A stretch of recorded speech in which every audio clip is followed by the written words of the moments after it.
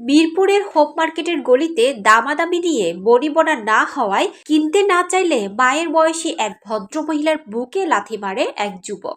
ওই ঘটনার ভিডিও সামাজিক মাধ্যমে ছড়িয়ে পড়লে সমালোচনার ঝড় উঠে। দাবি ওঠে জড়িতদের ব্যবস্থা নেওয়ার। অবশেষে মারধরকারী হকার 5 জনকে উত্তম মধ্যম দিয়ে পুলিশের কাছে সোপর্দ করা হয়েছে।